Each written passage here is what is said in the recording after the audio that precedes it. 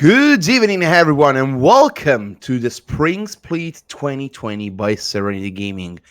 Here we are for our next match for the Division 2, and you will be hearing me, Etrurian, as your play-by-play, and Head as the callcaster of today. How are we doing, everybody? I'm excited to get this match started between Just Esports and DVN Avaritia.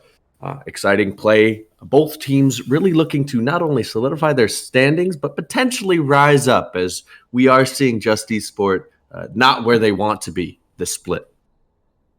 Of course, as just to remind you, the standings, Avaritia DVN are first with equal points with Slaskerner and SRG with 6 points, instead of Just Esport with 2 losses and a 2-0-2-1 during the first 2 match day, which is a sad news because we know everybody want to push forward and looking to get that first spot, which is the best place where to see the other teams. Exactly. You want to kind of solidify that top spot right away. And that is something that with this three-way tie that Avaritia has done, it has kind of made them, quote unquote, a Division 2 powerhouse in letting other teams know that we're going to finish games quick and we're going to rack up those kills. And that's exactly what they've done. They have a great jungle kind of awareness of the other teams that are approaching them in any way. You know, are you approaching me, Dio? Says DVN. And they are really rolling their opponents almost in every which way throughout these first 3 weeks. We need to understand as well that both teams, they doing their way to arriving here. Avaritia, they had really, I would say, short games. 30 minutes roughly is the time period for them to win all their 4 matches they played. Remember that every time there will be a best of 3, which means that one team, to get the 3 points, that juicy 3 points, they need to win 2 matches. Avaritia, there was we talking about hat before. They was like really looking forward. All 4 matches they got the first tower, and that make you understand how much they are looking for the early game advantage for their team. Exactly. Early game in this meta is so important. Not only if you're drafting that, but also making sure that you can actually execute it. I've seen countless of drafts that are drafting Jarvan, are trying to draft, as we get into draft, are trying to draft this Elise in, and never really utilizing them until level 6, which always puts your team at a disadvantage because you're taking out parts where you were strong in the game. Hope to see both teams really utilizing that early game pressure as we are on patch 10.4, which does give us a chance for a little bit of Karthus in this jungle, as we see Pantheon first ban for Just Esport. I mean, the first ban of Pantheon seems like interesting. You don't see that much anymore, as was during the last patches of the last season. Seems like interesting. This ban will be interesting as well. The ban of Trash. I mean, we are in a 10.4. What can you understand with these 2 bans? Seems like they are both looking for the support role or something different. So the Pantheon is focusing kind of those solo lanes. Pantheon can go mid or top here, but just per trying to focus Zyrus's or a Sexy Six-Pack on these bans. Mainly, I think they're focusing on Sexy Six-Pack in the top lane. But if you're looking at Avaritia, they want to focus this bot lane because they're such an early game team. Getting a solidified early game bot lane for them, Thresh being one of those supports that can disrupt that, is going to help them. Obviously, an Orin ban. Orin's the strongest top laner right now. So I'm sad to see him go, but it will be a much more fun game without him in it. Okay, the last bans will be Aphelios and Kassadin. Interesting. It seems like that the Devilian Avaritia, they're looking for a really early game. They don't want to make Ornn make it a late game. Kassadin, we know everybody, late game Kassadin is a really hell of a character. On the opposite side, Aphelios, strong strong late game when you arrive to the 2-3 items can be interesting. And as you maybe saw as well during LEC or LCS, don't pick set blind pick because it can be really dangerous for yourself as well. Exactly. You really don't want to blind set unless you're really looking to flex them in the support or jungle role. It really opens your hand on what type of team fight you want to fight, which is going to be mirrored by Avaritia here with the Kled pick, looking to pick off your backline with the charge that Kled can have into a team. LW Alpha picking up that Trundle now. It can't be a Trundle top, but Trundle top does go fairly well into a set. And so really trying to cover all the bases here. And also, it removes a Sejuani from play, kind of a hard counter in that area. I mean, Trundle is not anymore the kind of jungle which seems like the best of the top during these last patches. Interesting. He's making a comeback. He's making a comeback. Okay, fair enough. Oh yeah. No, his scalings are really good right now, and with how the jungle is situated, he can take trades in the mid game to set them up for better late game, especially with the pillar. The Zyra Khan is a great combo as well. Maybe not the S tier bot lane, but always welcome for people that know how to pilot both champions. And in answer from the Avaritia, they are going with the Leona. So a tank support, which make everything interesting, by the way, because the ADC is still not showing. I am supposed to say that the mid lane is not showing as well. Now the second phase of ban, really interesting. I am supposed to see the jungling tagging from the Avaritia. And from just Esport, I am looking to maybe few more or either ADC ban can be an idea.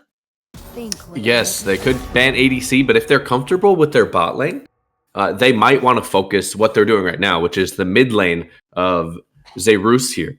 Really wanting to stop these control mages from infiltrating this mid lane and hopefully being able to pick something themselves. They're kind of banning into the counter and hoping that they can find the right pick, hoping they can catch Avaritia off guard here. The Gragas coming out. Gragas Glass Cannon is still a very good build here. We've seen them on Predator. We've seen them come in with even Dark Harvest and Electrocute. Gragas is very versatile, but into the Trundle is something that could win every time and affect lanes in a more clear fashion. The MF ban, one of the other S tier ADCs in the meta right now, and we'll see what RoboGolf picks to start this second half of the draft off.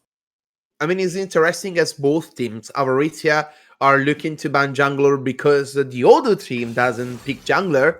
On the opposite side, they ban wherever you think can playable on the bot lane, and which is like S tier to make your Xayah Rakan more comfortable. We are going with Lucian, which is pretty interesting. Is a good early ADC and can really click everything because if they get far ahead, they can really swap and try to make the first tower, which can be the idea for Avaritia. Exactly. And when you look at this comp that Just Esports trying to build, what they're trying to kind of pick safely into is the collapsing, diving on you. You see the J4, the ultimate, the hover of the Galio here. The Syndra is actually a really good pick with Jarvan, being able to scatter the weak stun into the walls that both Trundle and Jarvan could create. But the Rakan Jarvan combo is tried and true. They do it in LCS, they do it in LCK. It is something that teams can really rally around to find those early team fights. The Zed hover, a little spooky coming in from Zyrus here, but it would go well into a Syndra, really finding that attack as a Lucian has been solidified. But the Mordekaiser, ooh, is that more to mid? More than mid against Syndra seems like interesting. Can be really good if you can connect the, I would say the hook, the E, if you don't know the name of the spell, which make Syndra more up, more over. Okay, something happened, something left.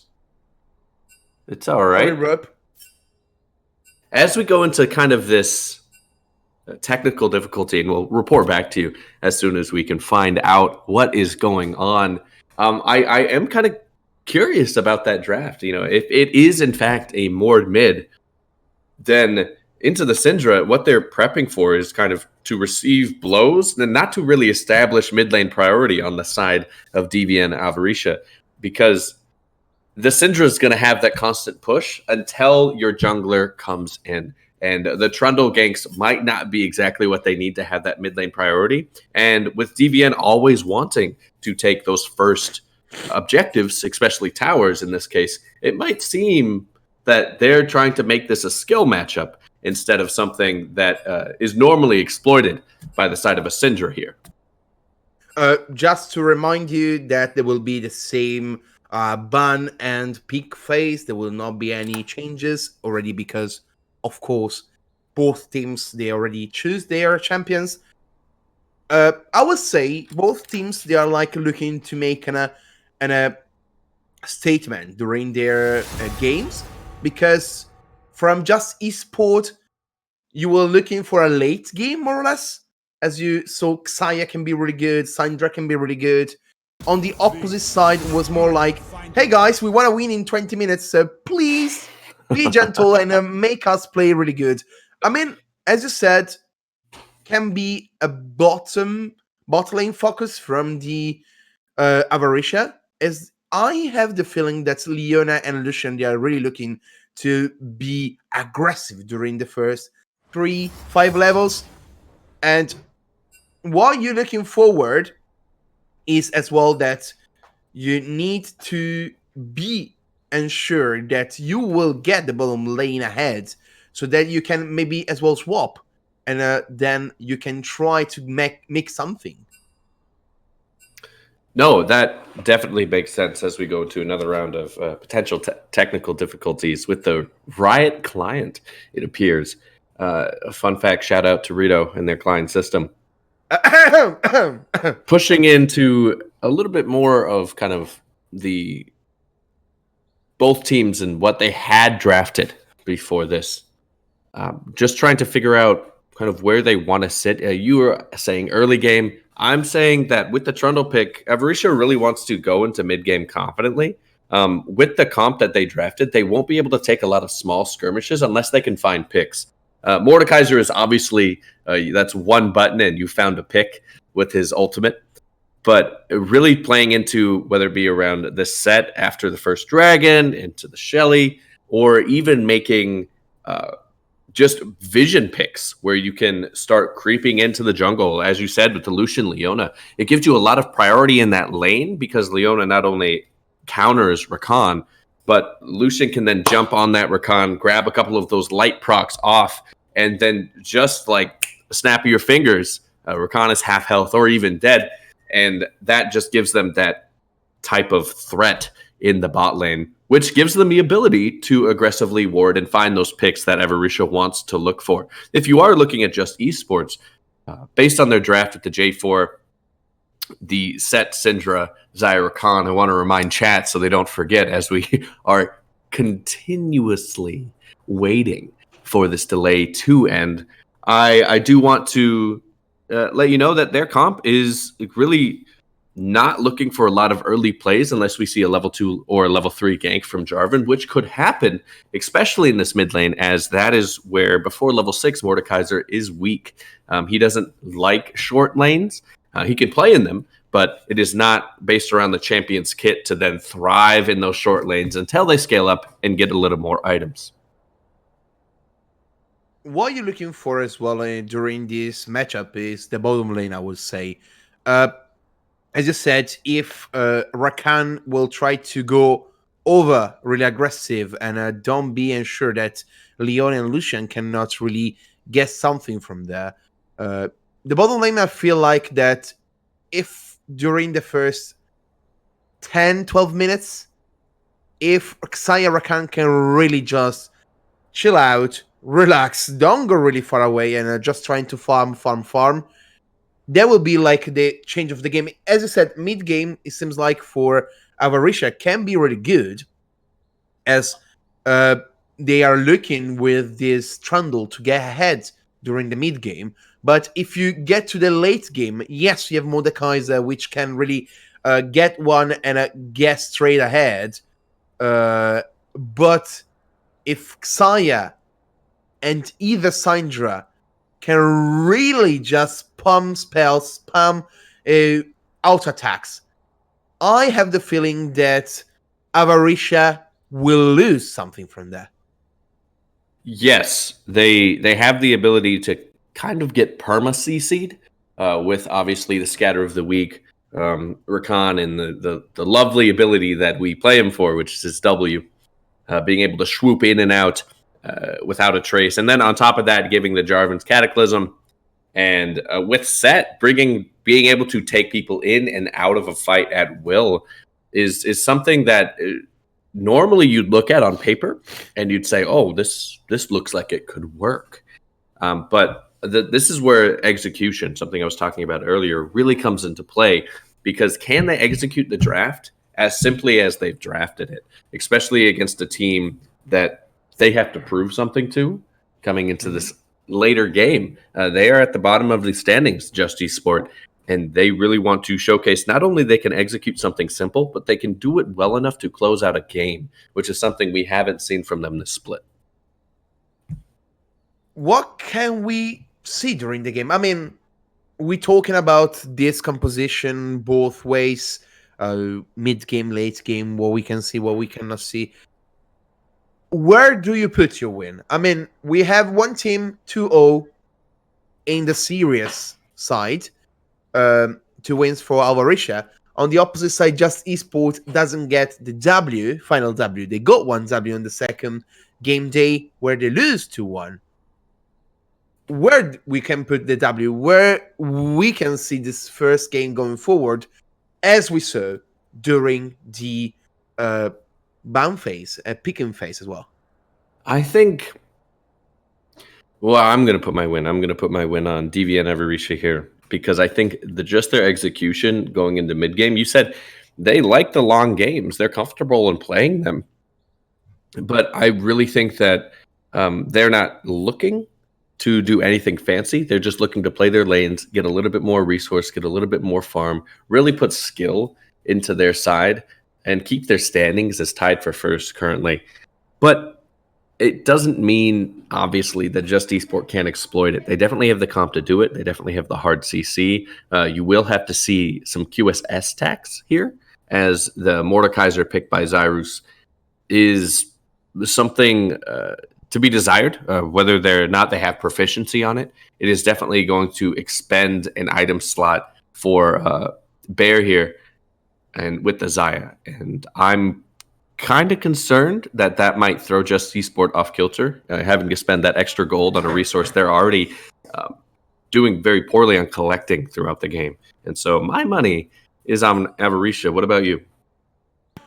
I mean, I have the idea that in this case, I want to give hopes to Just Esports, because I have my personal idea is more like, I'm going forward. I try to not get too much back behind the enemy team, and so that I got the possibility. If you play safe, either if you are not really good in the 1v1 situation during the laning phase, you can have the idea to like, okay, guys, we lose 3 towers, we lose the T1, but we going forward to the 30 minutes game. We did a good game. Now we just pack up, we can go to the team fight. And as you say as well, team fight from Just Esports seems like cheesy and really, really good. Exactly. And that's why it comes down to execution here.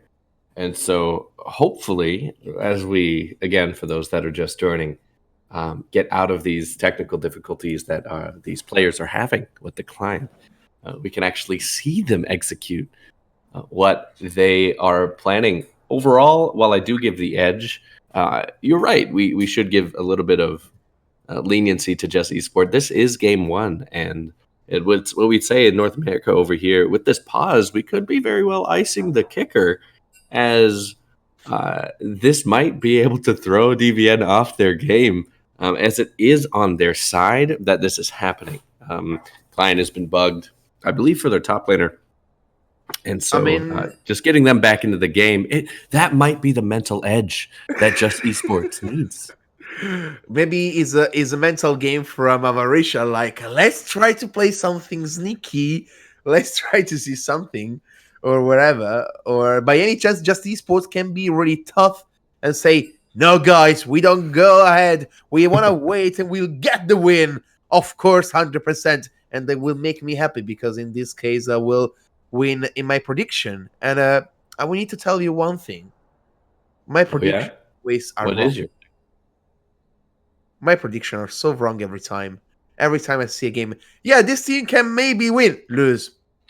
Yeah, they can go forward. Go ahead. No problem at all. I mean, I hope they can do something. I hope we can see something. We are still looking forward. All the players are praying for the client of the top laner of Avaritia can be back.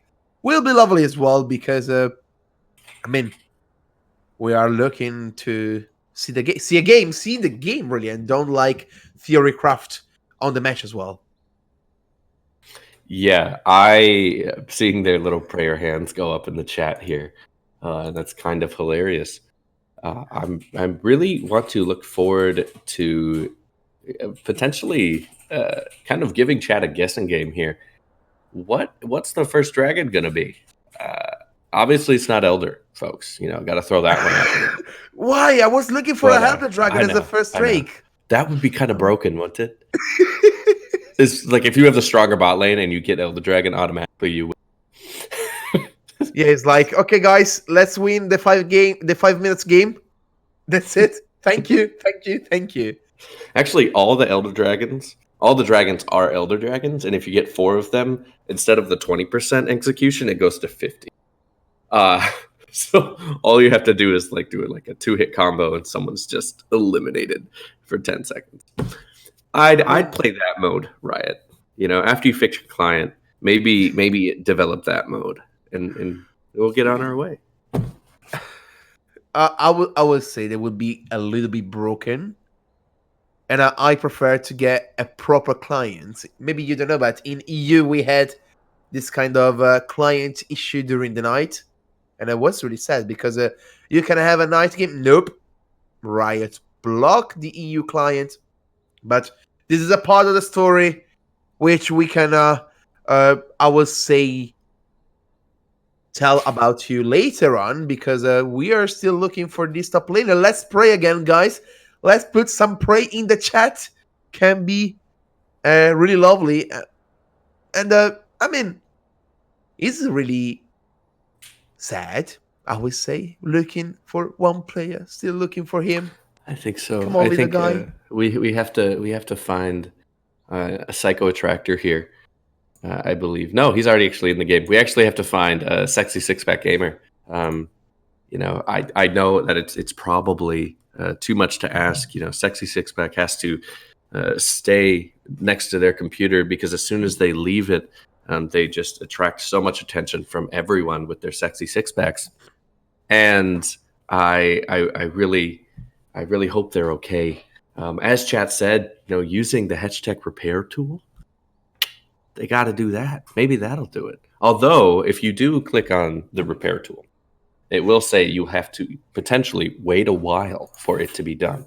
And so maybe that's our penance. Maybe we have to wait this while. Hopefully not, though, as we might be able to get 6-pack back in to this game as quickly as possible. I want to remember a random fact in the meantime, just to get some more info for you guys. Thank you to Weifu for Laifu. The number 4 is considered unlucky in Japan because it is pronounced the same as death. Okay, so that was really random. I appreciate sharing that information. I need to put some random facts. Of course, I need to put some random in our chemistry. Otherwise, how you can do that? You need to put some random fact that we missing one player, random fact as well. If you have more, please go ahead and No, give I got us. it. I got it. I got it. So chat recently asked, very recently, about birds. And I got some fun bird facts to offer chat here. Did you know that there are 10,000 different species of birds worldwide, and that number is only going up because of all the birds we're slowly finding and therefore killing in their natural habitat. Around 20% of bird species migrate long distance every year. And speaking of that, it's the bird facts worked, by the way, as we do have a sexy six pack back into the custom game lobby, which means maybe, and cross your fingers, we might get into the third draft. I would say everybody know about the bird, but everybody wants to see the game. So let's go straight forward. Let's see again the ban, guys. If you don't know my chat, which means please hear a little bit of music. Anyways, let's go ahead. Let's ban, guys. We want to see the game, really. Returning a little bit serious. Sorry, chat, for that. We are trying to entertain you a little bit. What is more interesting is, as we know now, how they tried to pick and ban. Orn was, I think so, one of the most important ban for the Avaritia side. You don't want to make the game really long in distance, because Orn is more like, okay, guys, I stay really on the tower. No one can come into me. Anyone can try to dive me, because I really have a lot of CC, lot of stun, lot of slow, and you can do that. So I have the personal feeling that as well top side can be the most important part. I think so too. We didn't actually talk a lot about the Kled set matchup.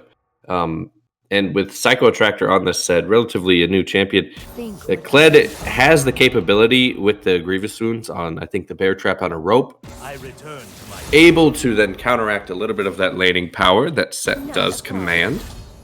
And he has a little bit more range as well. And so just AJ is going to have to roam top and really try to get Kled off of Skarl, so that Set can really put him in his place with the Fists of Fury that he commands, the brawler in the top lane. Another thing is that both solo laners are taking teleport, something that you want to see if you want to see good rotations. But at the same time, it means there's going to be a lot of Fiesta play, as we're going to potentially seeing 4 beams of light come down with the map to start a team fight, which should be exciting. I mean, of course, Sandra, because of her mobility, she wants to get back on the lane really early. They don't want to lose any kind of minion.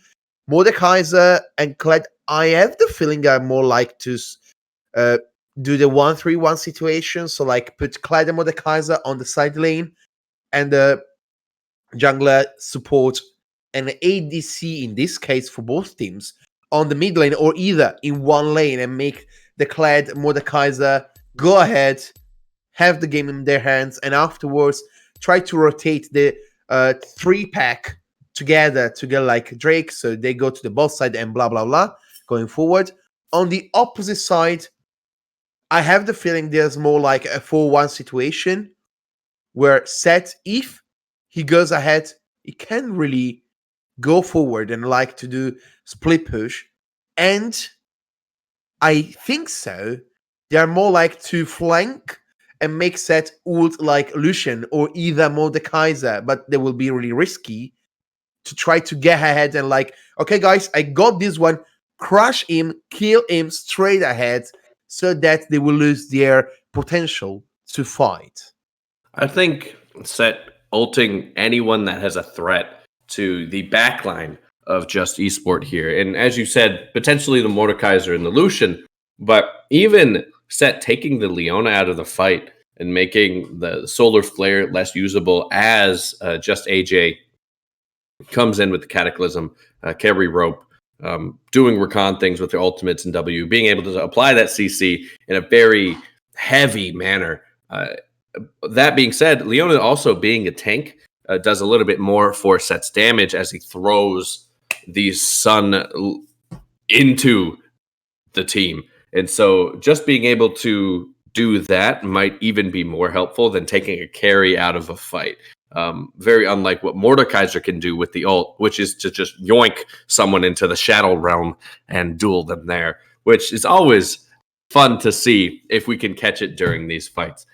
As we enter in our spectator delay, we want to hear from you, chat. Who are you rooting for? You got your money on Just Esport, or do we have a full-fledged confidence in DVN Avaritia taking this game home in the first match in our best of 3?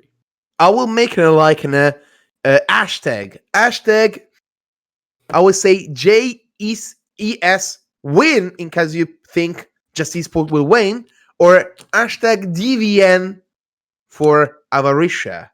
So I want to see spamming this hashtag for understand that, but I saw already the first to say Avaritia, so which means can be more love for the team which is 2-0. And already we said as well that for me, Just Esport can get the match, and it can be really cool. On the opposite side, you said DVN, of course, 2-0 made game potential, which can be really lovely. But let's see, guys, because we are 15 seconds just into the spectator delay.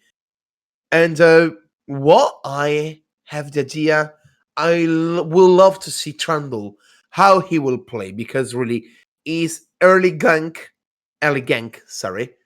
can be really a pain for the Just Esport match. Esport team, sorry. It can be a pain. I'm more curious on the ultimate. Obviously, the main ult target is the Set here. And so really bringing that focus to that is the one that they're going to want to slow and burst down in a front-to-back scenario with this Lucian and Mordekaiser, and Kled making potentially a disruption on him as well. Not only does a Trundle ulti supply a slow, but it also shreds armor and magic resist and gives it to the Troll King on the Rift today. And so Psycho Attractor is going to have to be very wary of that as he's potentially looking for an ultimate and probably fighting in the jungle. Just Esport needs to pick their fights in ways that they can't be exploited by Zerus and by Alpha here. And so as far as team fights go, I think Trundle is in a really good position coming into the mid game. Early game, however, pre-6, that is where Just Esports needs to strike. They need to get AJ on an early game warpath, maybe picking up a little bit of kills, going a little bit of damage J4, and having the presence that we'd like to see from a team that wants to prove themselves as so much more than just an 0-2 team in Division 2. Guys, we are heading to the Summoner Rift. Just a little bit waiting time during this game. Will be really interesting to see as well how the mid lane will play. As you said, Mordekaiser is not the kind of champion which you're looking for a early game possession, early game focus, but can be really important to don't see him falling behind, because if Syndra can really play her match and getting ahead, maybe with the help, of course, of Jarvan, they can really start to make the game and make everything working, because Syndra with one combo can really shred, kill, wherever you want to put in Lucian with just the blink of an eye. And that is not what I would like to see if I am Avaritia. No, and you don't want to see it. The Syndra's unleashed power has the potential to kind of one-hit skill shot, quote-unquote, the enemy team. And so getting enough of their orbs on the ground, putting enough dark spheres around you, and then unleashing your power can really blow up a squishy target such as Rubagulf, or even being able to, once six-pack gamers off of Skarl, just delete them from the map. Syndra is a really good pick in this meta right now, just because of the ability to apply CC and consistent damage. She is a rich man's Vigar, but without the scaling. And so not only being able to push them against any surface, but also applying those stun. And with Electrocute, it's one of the very few casters that we see it on currently. Of course, John will start with the red. Instead, Trundle will start with the blue. So we have the kind of same path for both the jungler, which they are looking to make their game. Trundle will stay in the bottom side as Javan. So I have the idea that we can maybe see an early 1v1 situation in the bottom side of the Summoner Rift. I think potentially, but Psycho Attractor really pushing on Sexy Stickback, grabbing him out of Scarl. Pay attention because there can be a kill, because they was really far ahead. Seth was looking really to get the kill, but in the end, Scar will get back, and in the finish part, we'll not see any kill, but pay attention because the bottom lane, the top lane, can be really interesting. Psycho can go forward. He can try to go 1v1. Who will get the kill? First blood for Seth, and Psycho Attractor will get ahead. And he does. He grabs that 300 plus first blood gold coming in. And this is something that was kind of surprising to see Sexy Sixpack come in. Kled is really good at level 3 and just waiting until everyone gets there. Oh, they will come in as well, the flash from both junglers. Alpha will get the kill in the end, but as well, you can see how Psycho, he gets really attracted by Trundle. They will try to get really far forward. The Psycho Attractor can get something in the end. Seems no. In the meantime, on the bot lane, you can see how these two teams are looking for the early game. Epoch tried to get forward, but in the end, nothing happened. Yeah, and while this has been a little bit of a fiesta right away, we are seeing kind of trades go across the map, but they're not very calculated. There were Alpha and AJ fighting in the top lane, and so Sayers Leona wanted to go in, but to no avail because you're already pushed up against tower. You don't really have a lot. Oh, can be something happens, maybe. Rigablow, they are really low on health, both of the bottom lane. In the meantime, on the top lane, something will happen because they're going forward against Alpha. Alpha is low. Psycho Attractor will get the kill in the final head. Now on the bottom lane, maybe we see a lot of aggression on both sides, but in the end, seems like the team of Just Esport get ahead. They do get ahead. And Rubelgolf and Sarah taking a trade in the bot lane that was not beneficial. They did not have the health for it. They weren't able to apply their CC. And it's really putting Just in a good position in the bot lane to take this Drake, as Xyrus is just using the no mana champion to quote unquote obliterate Just Per with his Qs there. Of course, I don't want to detract from this top lane action, as just a Psycho Attractor is really laying into the matchups and doing really great rotations. You see him have this red buff in this top lane and can really take any trade that they want now, as not only do they have a Doran's Shield, but they also have a Doran's Blade. Ooh, he is coming, Javan from the top side. There we go to Xerus. Just AJ got the kill, got this Mordekaiser, who now I need to get back. But in the meantime, they are going forward on the top side. This is really a fiesta because it's going really ahead. It's really important to remember that this Attractor, this set, if we get ahead, it will be really impossible to stop him. Yeah, and Sexy Sixpack had to have waited till level 3 for that first time as Psycho Attractor goes in again.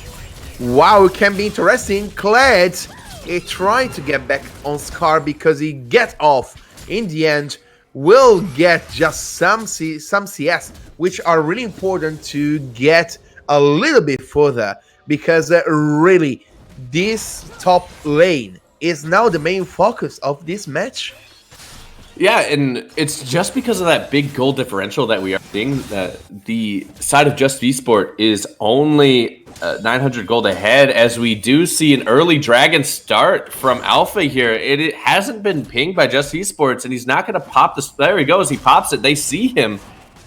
Wow, pay attention on the top side because a Kled can be really important. Psycho Attractor, we get a kill. In the meantime, we got a dragon fight. Let's see if Just will get something back. No, because the pair will dying under the enemy, and the Drake is going for Avaritia, which means in the end, I will say, is a good trade for Avaritia DVN.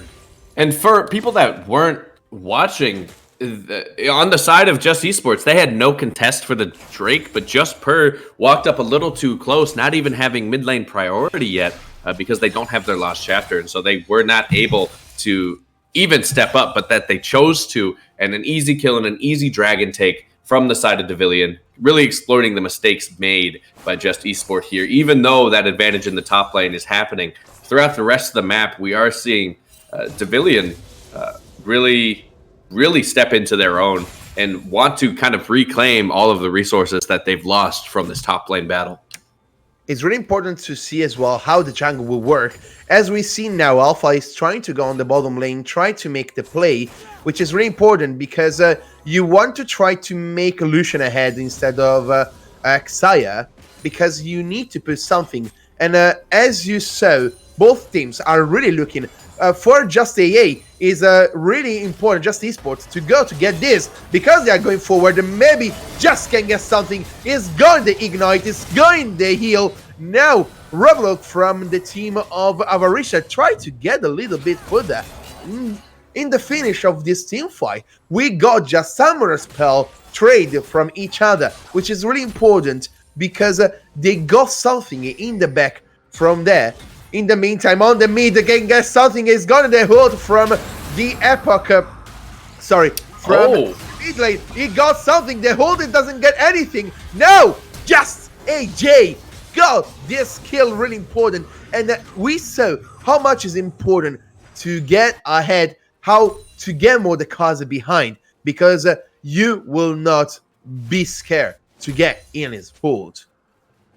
Exactly, and as we said earlier in the kind of the long, lengthy pregame that we had, that Mordekaiser doesn't like short lanes. You can push them in, but your gank potential on that mid lane is going to go so high, and just AJ frequenting that lane 2 times and picking up a kill both of those times is something that Avaritia has to watch out for in the next couple of seconds. Not only is just AJ mistakenly, in my opinion, going tank Jarvan here, especially with the Bambi Cinder buff, that might not be the way to go. You still want to go damage, especially if you're this far ahead. But also, they just have to capitalize on these resources. A Psycho Attractor just not afraid of this Kled in the top lane. I mean, you are far ahead. You got, I will say, everything for you. Minion advantage, you got kills, you got everything which is important to make this set really happy to go and play the 1v1 situation.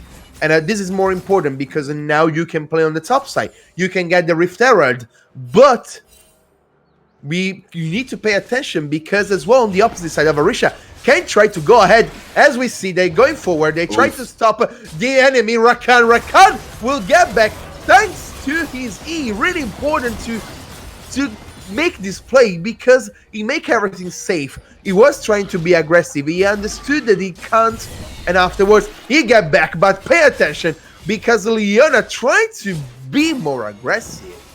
I am really afraid for the bottom lane of Just Esport because they cannot really make this lane losing. No, what they were trying to kind of exploit the fact that they got off to a great start, but they only got off to a great start in the early game trades. They actually don't have a really good farm score right now in comparison. They are 400 gold down, maybe just from the assist that Robogulf had. But if you are on the side of Just Esports, this scaling Zyra combo needs to happen when basically both teams are ready for it to happen. Or more importantly, Just Esports ready for it, because right now they're taking fights that they just can't follow up on. And again, that execution isn't there. Even though their lead is 1,000, it's not showing up all across the map just yet.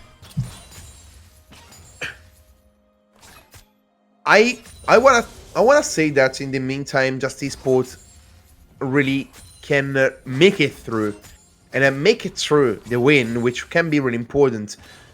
So, as you said, as you see, farm is not that good, but we need to say that during the early game, they are not this kind of idea. In the meantime, Seth got as well on the bottom side. He will try to get as well Leona. Leona tried to hold to kill someone, doesn't get anything. Now he's coming as well, Claire. The ult from Xayah. He will get killed now as a Rakan. In the end, it is a 2-for-1 because now Psych Tractor need to be really pay attention to the trying to die from the team of Avaritia. Nothing, because they understand the possibility to get bullied from the player of Just Esport. But these 2 kills are really important because they open the second dragon, the second Drake for Avaritia, the DVN. Sorry. No, this is perfectly fine. Psycho Attractor was able to make their way down, didn't blow the TP for it. They were just walking down in the lane, and they tried to force a play when Avaritia and Carry Rope was not able to get there. Excuse my language here, but they were not in the health pools ready. They didn't have the wards up for Alpha or even the roam for Zyrus.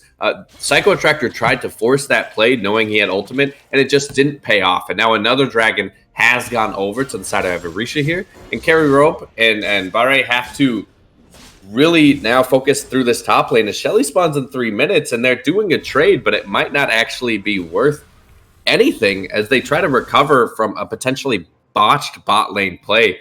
You don't like to see at 13 minutes a Xayah without a BF sword, but that's just how the cookie has crumbled for the side of Just Esports.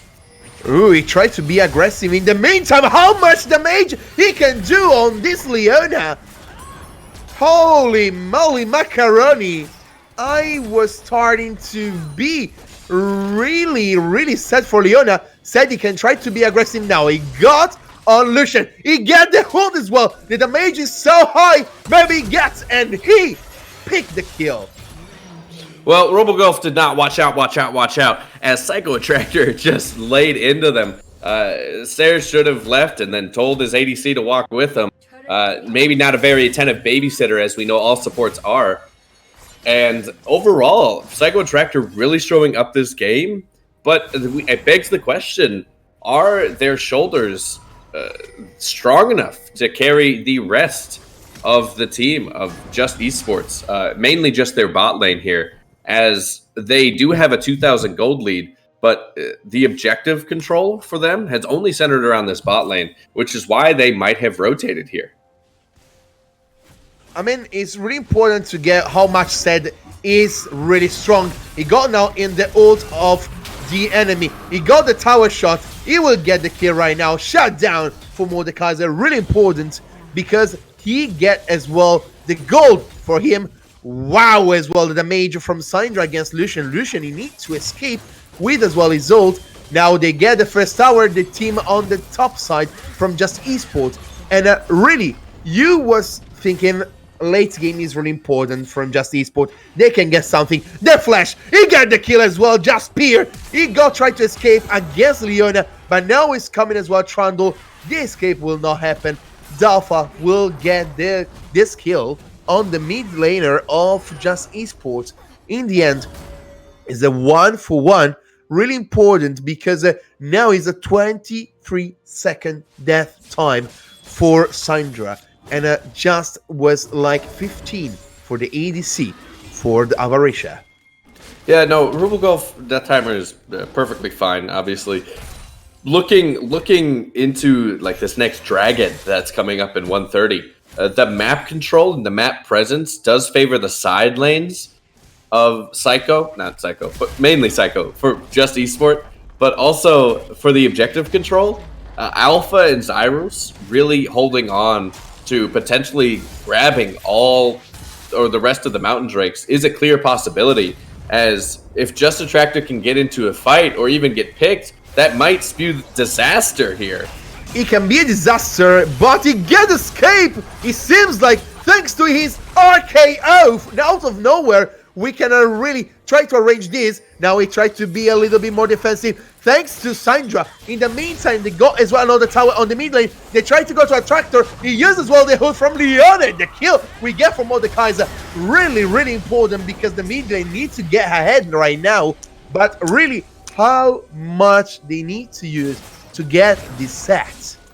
And they really are after Psycho Tractor here, and this kind of just shows that Psycho has the ability to get ahead, but they don't have the kind of the foresight to understand that that makes a giant target on your back. And so in the side lanes, as you're pushing to more get those towers and try to provide a decent side lane win condition, they're giving up more and more for their team, as that doesn't become a bounty anymore. You might have a Triforce and you might have stomped your lane, but feeding other laners is not what you want to see. They might have the gold lead and they might have a better team fight, but Zyrus getting that Leandries right away is just going to make this Mordekaiser so much stronger. I think they need to really get set in a zone which is confident. You can say, okay, no one can really try to get me, so I push, get the 1v1 situation where I was, at least before the death, really strong, and afterwards try to do something. Right now, we see everybody trying to get behind for the Drake. It's really important now to kill this word, because then now you will get all the vision for yourself. Syndra can try to spam her balls to make everything possible, and try to get the fight. Right now, our Tractor will get as well. They try to go forward. They got the hood from Leona, from Lucian. They go ahead. Attention, RKO is coming. It's coming as well. The hood from level 4. Shut down, I guess, really the job on. Now they try to get something. They get one kill after another. Just Mordekaiser now dying. Psycho, he tried to get the kill, but nothing will happen, because in the end will be a nice for Avaritia. That is an ace that, if you're on the side of Avaritia, not only do you, but that is an unexpected ace there. Not only did the side of Just Esports lay all of their CC right into the middle of their team, but just being able to watch Psycho Tractor really just RKO everyone and still not be able to make a dent in Devilian Avaritia here. Just incredible team play. I don't know what their comms sounded like, but I do, based on watching them, saw a lot of focus on these targets. And plus, Sag, on the Xayah only has one item, and so you're not really seeing a lot of damage output. So the fights are going to seem a little lackluster unless the side of Just Esports can focus the targets that need to go down right away. They need to play a front to back with Psycho Tractor, causing mayhem in the backline, and that's just not something we saw right away. They were able to layer their CC, but they weren't able to pick up the fight. And that puts Avaritia in the gold lead ahead and more map control, as the third dragon was picked up by them. And if I'm on the side of Just Esports, I got to figure out a game plan, and I got to figure out it fast. Next Drake, just to remember you, is a Mountain Drake, which can make really the game of our Avaritia really easy. Just to get a reminder, Mountain Drakes will get you more damage to the tower, the objective. Oh, neutral, close. I'm gonna stop you. You might have been gone for a long time. Yeah, but indeed, these mountain drakes, they only give you more armor. But I stop you, because right now it's coming the kill. Thanks to the ult of Leona and Kled. They try with the RKO to escape. No, it's not possible, because we get a double kill for Lucian. And I will say, Rubel is morphing again. And he is smurfing. He is definitely being able to kite away everything. He has his Essence Reaver, and more importantly, on his next back, he should be able to pick up DIE, something that, as Lucian needs, you're not only picking up your second item way before your lane opponent, but you're just adding so much pressure on the map. And for the viewers at home, Mountain Drake and this next dragon will give them a shield, a permanent shield that does go down, obviously, when damage is done. But you do get just armor and magic resist for Mountain Drakes now. You do not do more damage to objectives. My bad. I need no, it's to all right, remember myself that there was a long time ago, and I don't wanna troll the chat. Sorry, chat. Was my bad. I will take all the blame later on. No, I just don't want the chat to troll you, because I care about you so much. And Thank you very much, chat. You really are my bodyguard. Thank you very much. No problem. That's what a color caster's for. As Just Esports has to kind of regain some ground here. They lost both towers in the mid lane. What will they do? I don't know. If a Psycho Tractor, as I said before, might not be able to carry the entire weight of their team on their shoulders, because they're just not being able to get the scaling fast enough to compete with Avaritia here. And while Avaritia does have longer game times, they certainly have the potential to put this game away before any scaling happens for Just Esports. We need to be aware as well that in the moment there was a front and back from Just Esports. There was ahead thanks to set to the place on the top side, but now it seems like that they don't have the coordination to play good during the team fight. And thanks to Rubel on the team fight, and I would say thanks to the team, Rubel got this double kill and they tried to get ahead. Really important, the 1k gold forward for Avaritia is, I will say, not that much, but from where there was, I will be happy if I am the coach for Avaritia. And you brought up the gold lead, that they should obviously be happy about it.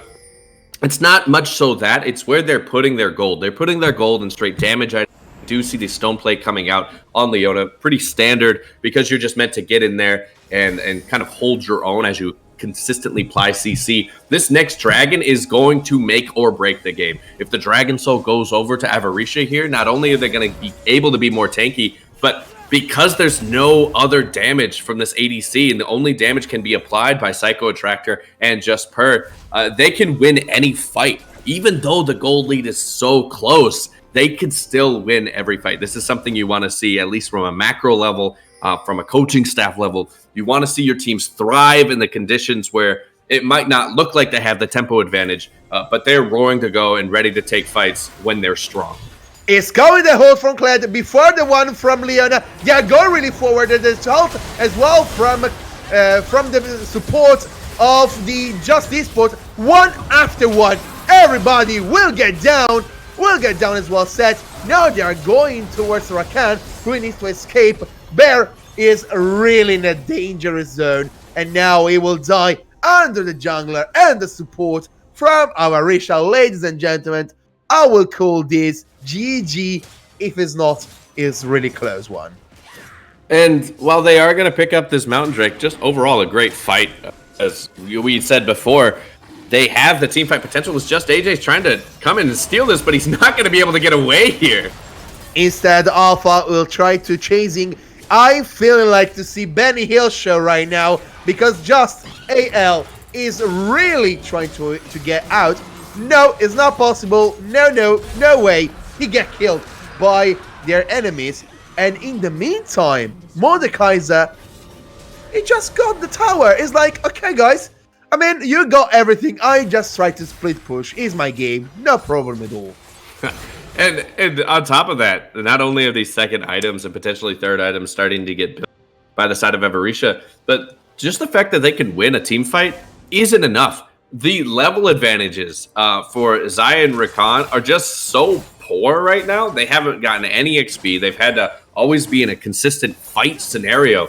And so Robogulf on this Lucian, while you don't scale to late game, you do potentially scale because you just have that much more damage on you based on your kit with 3 levels on the Xayah. And so overall, if Just Esports wants to get something done here, it has to be a Baron steal into more resources, or it has to find a nice pick to get all of this bounty gold off of the hands of Avaritia here.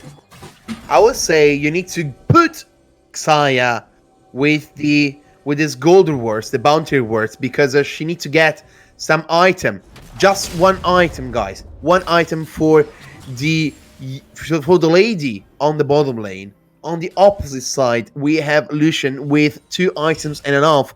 You got 2 Titanic Hydra for the top lane and the jungler. 2 items and a half for the mid lane. You can really starting to feel like the team of Avaritia, they have everything to just push forward, get 1 kill, and get the win. And yeah, it is all on Avaritia to actually close out this game. Something that, as we go into game 2, and I mean, as we talked about earlier in the game, something is kind of up with this team on not being able to close out games effectively. Right now, they could literally 5v5 run at them and win the game. And because they're not doing that, they are still opening a little bit more for those shutdown golds to happen. to get Psycho Attractor. Obviously, on a third item, the Sterix is only going to help in the team fights. Might not be able to help with a little bit more damage, as this Baron and around this pit seems like the next best play for Avaritia. And it's really important to understand that Psycho doesn't have the TP. Instead, a sexy six-pack gamer have it, which means that he can really starting to play on the bottom side and after TP, but instead they try to stay together. They know as a team fight they are better. They start the Baron, pay attention. There can be a Baron still thanks to them. Here we go, by the way, the Hold of Kled. They got the mid laner. They got the kill right now. They got everything because now is the time for these poor support. Rakan is under the enemy line. He will get the kill right now, Alpha. Thanks to the ult of his mid laner, is a 2-0. Still, AJ is there, by the way. And this is something you'll see from a lot of teams that don't have potentially experiencing ending the games here. They're not focused on just running it down, knowing they have 5 into this potentially 5-on-3 matchup. They're just taking the Baron. And it's coming, Xayah. He got the ult from Leona. They tried to escape. They tried to reset the Baron. They got maybe the reset. No, they don't, because there is there as well their jungler. Now he's coming as well, Seta on the side. He will try to get the fight 1v1 against the enemy. He doesn't get anything because he died under the Zerius side. And right now, you can see the Baron is getting for Avaritia. Yeah, Avaritia just really laying into the team that has no resources to take any fight whatsoever. As I was saying before, if you're ever in that situation, whether it be on your Clash team or otherwise, just go and end the game.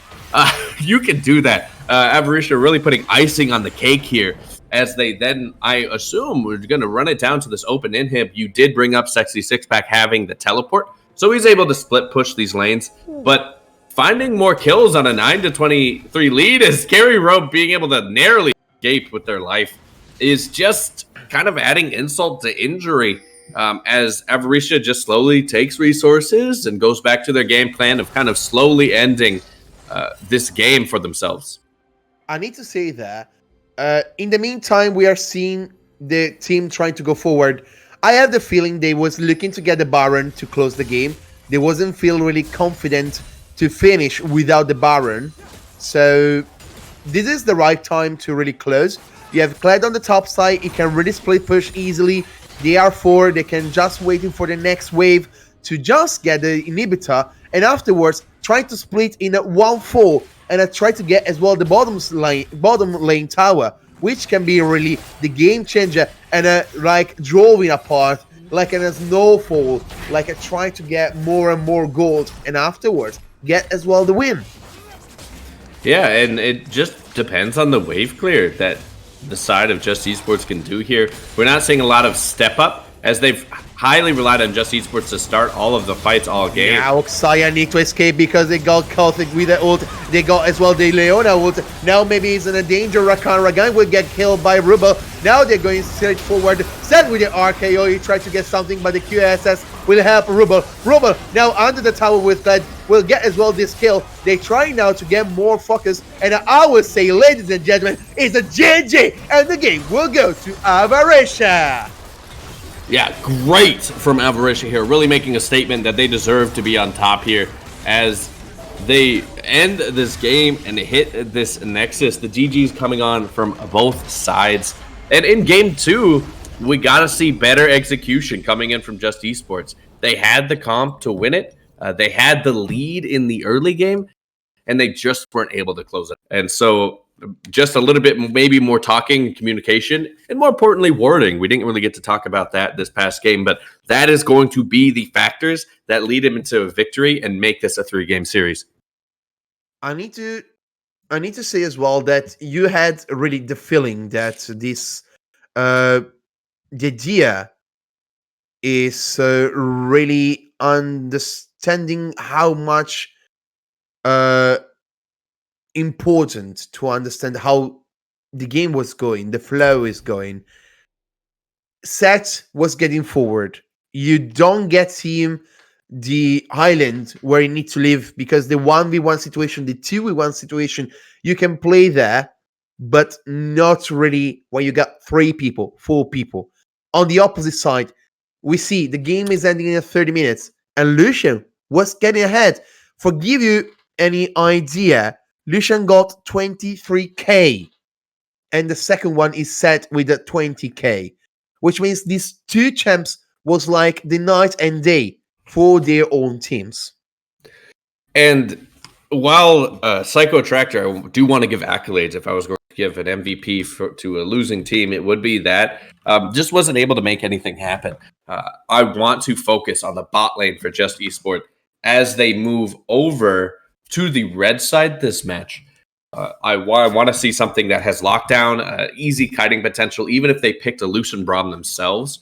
But the Xayah takes too long to scale in a game that needs damage right away. That's why Syndra is a great pick. That's why Damage Jarvan is a good pick. And I want to be able to see when a Jarvan gets ahead, they can actually build warriors and be comfortable with it, knowing that Bammy Cinder is an end-all, be-all because of the Amulet buffs that just came in from 10.4. Overall, Just Esports has all the tools they need. They just got to show us if they can use them. Oh. I mean, the game, it seems like is a roller coaster. You go high and you get down, really down 1 point. I got the feeling in the first 10 minutes, it was more like, okay, Just Esport can get it. But in the end, Avaritia got already the right team fight, got everything right. But now, ladies and gentlemen, we got a little break, a 10 minutes break before game 2. From Just Esport and DVN Avaritia, from me, Etrian, and Mr. Hat as my co-caster, we ask you to wait a little bit for game 2.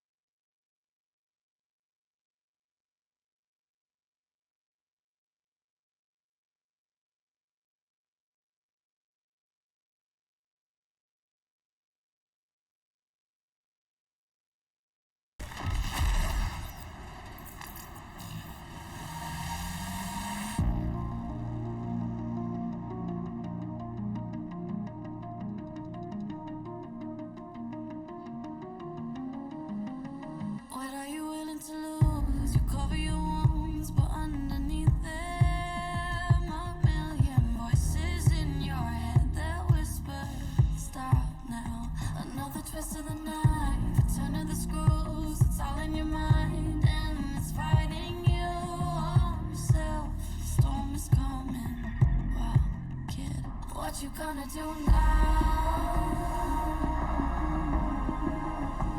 It's your reflection looking back to pull you down. So are you gonna die today or make it out alive? You gotta conquer the monster in your head and then you'll fly, fly, Phoenix fly. It's time for a new empire. Go bury your demons and tear down the ceiling, Phoenix fly. And now you're playing with matches, come out of the ashes underneath you. A million voices in the crowd, they're screaming, stop now. Well, let them swallow the pride, you're turning the tide to true believers. Got them in the palm of your hand, you're playing God now. What you gonna do now? It's your reflection looking back to pull you down. So are you gonna die today or make it out alive? You gotta conquer the monster in your head and then you'll fly, fly, Phoenix fly. It's time for a new empire. Go bury your demons, then tear down the ceiling.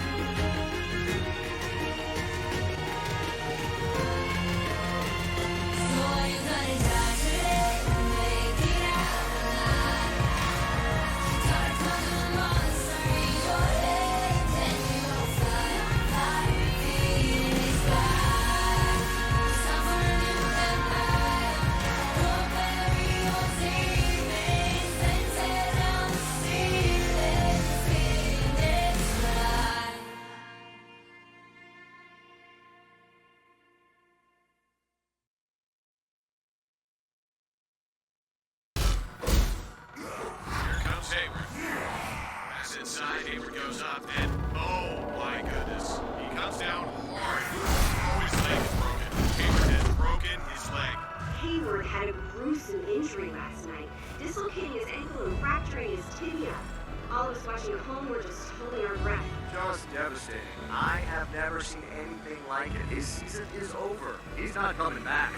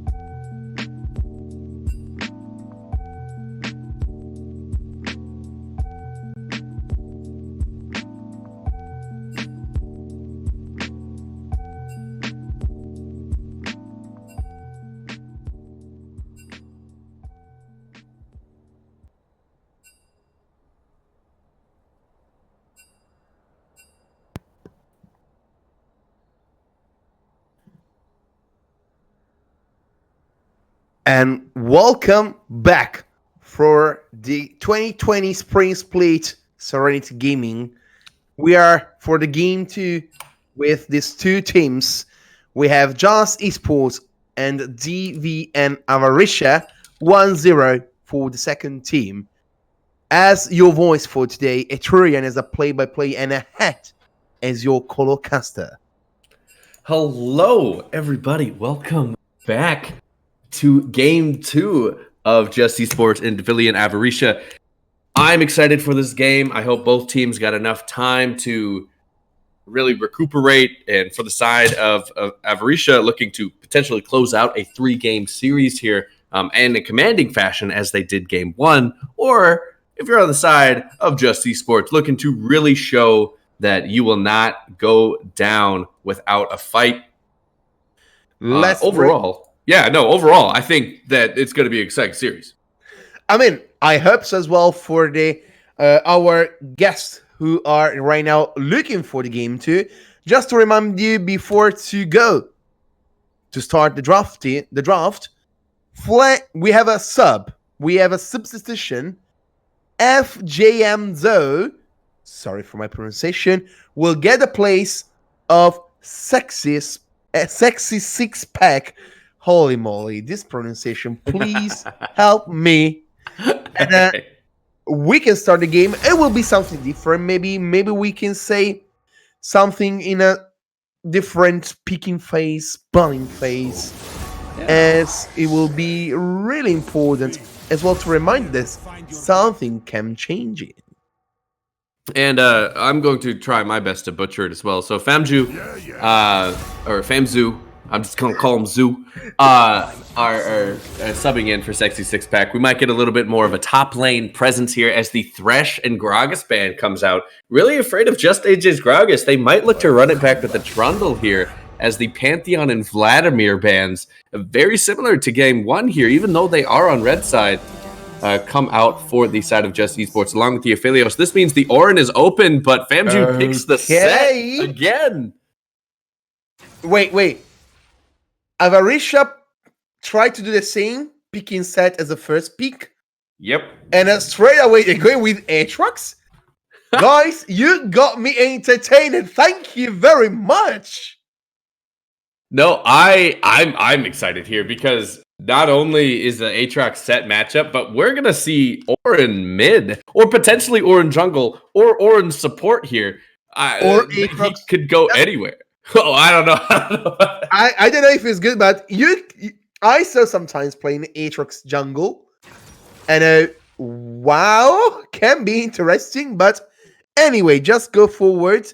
Brom will be picking for the Avaritia side. I have the kind of idea that this early pick of Brom is not the one which I would love to see.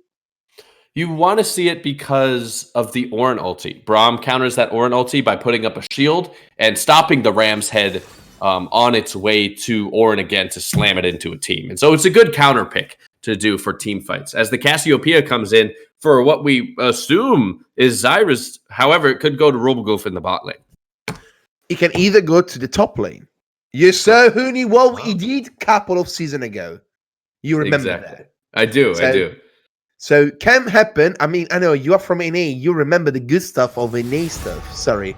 Oh, Bart. Ooh. Oh, a little spicy little draft here. Oh, okay.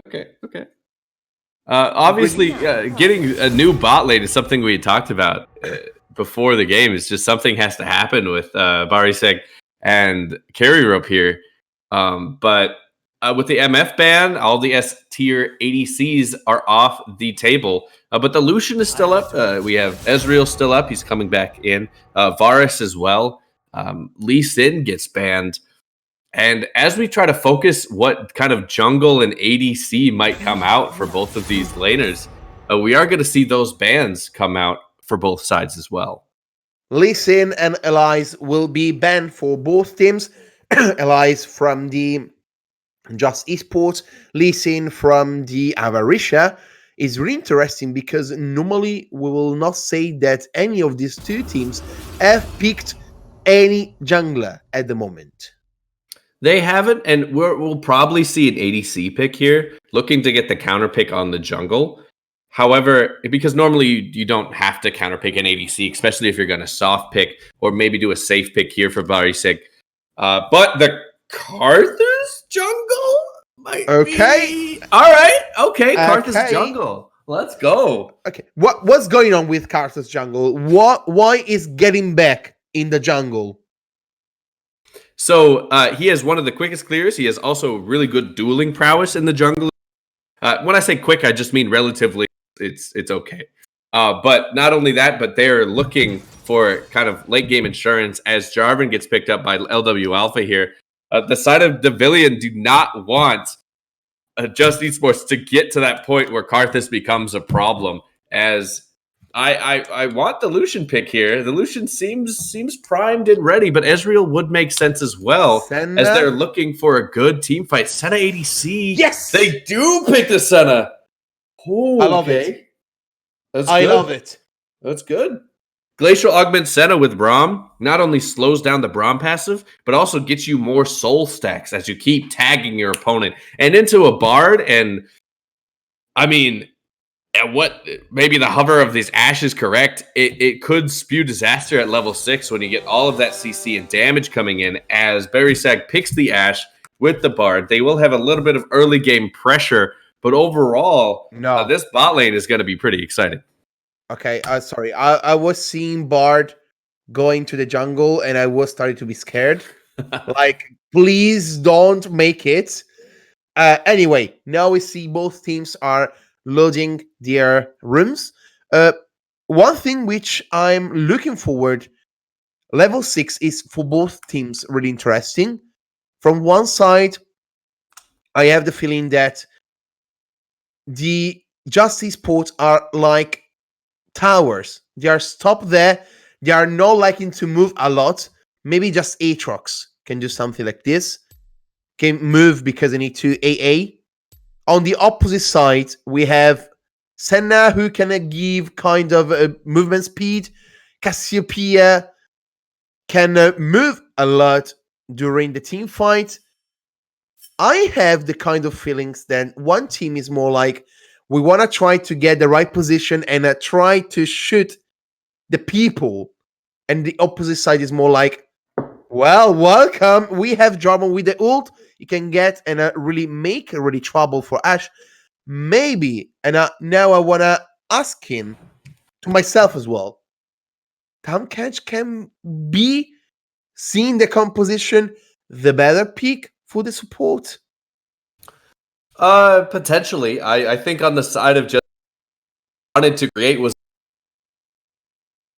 pick and with the Karthus jungle, but they have to play back right away around objectives unless they can find those picks with carry rope on this Bard. However, from the side of Devilian, what they're looking for is, because Orin is picked in the mid lane, Cassiopeia really gets the priority of this lane, because unless you get the sick knockup, the sneaky little snake of Zerus here is going to have the miasma to stop the Orin E, and you're not going to see a lot of ganks from just AJ on this Karthus, which gives LW Alpha the ability to come into these lanes, except top potentially, and really wreak havoc before level 6. Once level 6 hits, however, fights could swing the way of just AJ on this Karthus. And so, while I can see what Devilian's plan was, not only do they have the Miasma and the Cataclysm and the Braum ulti and the Senna ulti and then the RKO coming in from the set, but I don't really see that much of a game plan on the side of Just Esports besides CC and maybe we kill them. And so hopefully they can provide a little bit more clear-cut execution on their game plan to try to take back this next game and make it go to a 3-game series. I'm interested as well for the top lane, I would say, fight. Aatrox is a kind of a champ which is looking really to shine and be good and get really big. I mean, Aatrox in this composition seems like the main. I love to say in this way. I love to say that Aatrox is more like, I play laning phase, I want to be a bully, and afterwards, please punch me a lot so that my teammates can really kill you one after one. Well, I'd say that, but for the Orin, I think Psycho Attractor on this H really wants to do what they did last game and stomp a lane and then create a mid-game monster that is what Aatrox is. I think FamJu first picking the set into an Aatrox does get favored in that matchup. And while the sub came in because of Psycho Attractor's dominance in the lane in game one, I don't know if it's enough. I've seen FamJu play before, and while it is quality play, we are going to see what happens in this 1v1 state, as if you can get the head crack off from the set and disrupt these cues in the early game of Aatrox, then it very well could go to the side of the brawler here. But as we know, Psycho Attractor, Mastery level 7 on this Aatrox, spams it, is ready to go. And so that's going to be, I think, my lane to watch, as it's probably going to be the most exciting as we enter into the game. Yes, because, I mean, we saw before set how much can be really a pain against the enemy laner. On the opposite side, we have as well the bottom lane to take a look. Ashe on the late game, Senna on the late game. These two can really be the stars for this match if you're going towards the 20-25 minutes game. On the opposite side, I need to say that this bar pick is really spicy. I want to see how he plays. If Bard will play good, we can see Smurfing this series.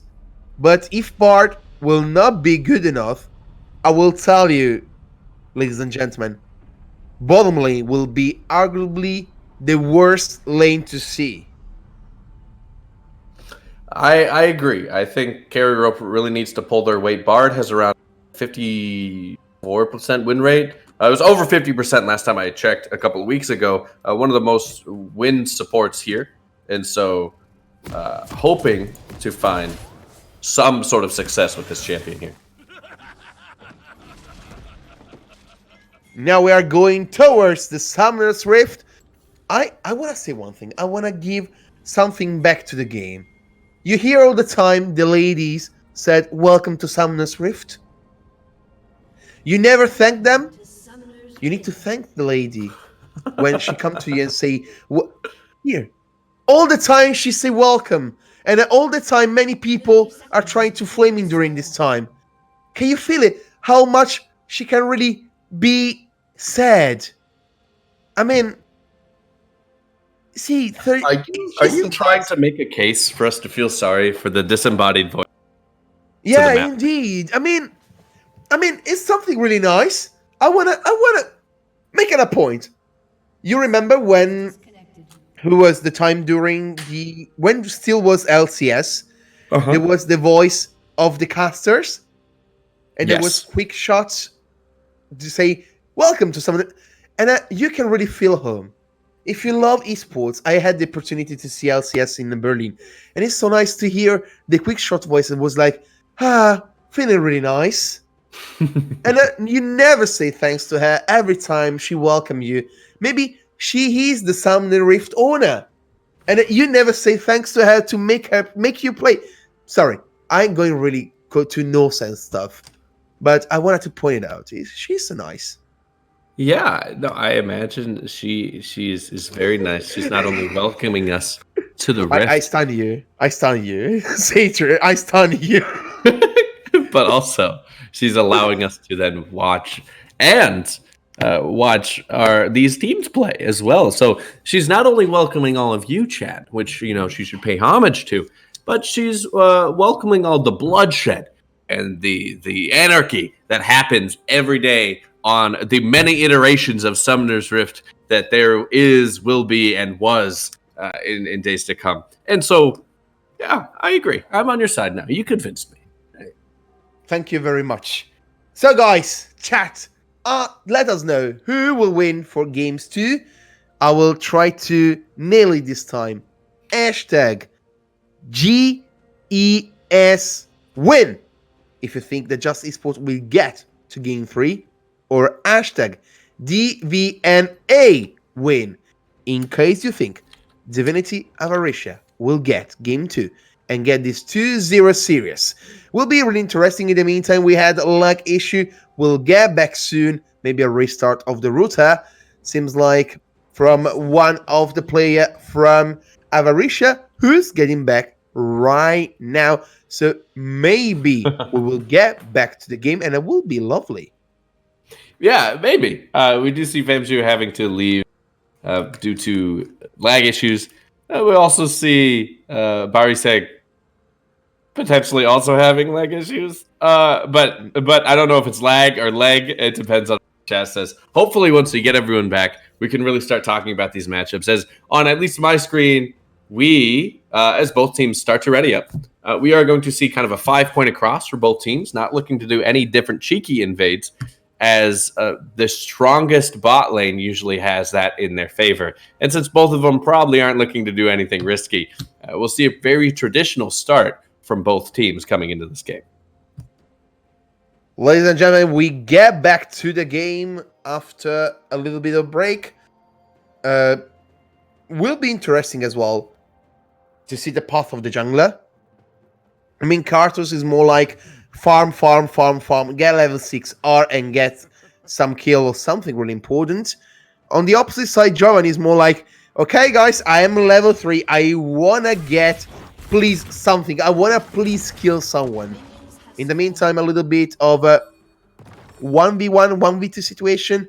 The mid laner for Avaritia got a little bit of damage as he got the Ornn and Karthus trying to get something. And I want to say, I love to see how Ornn love to dance.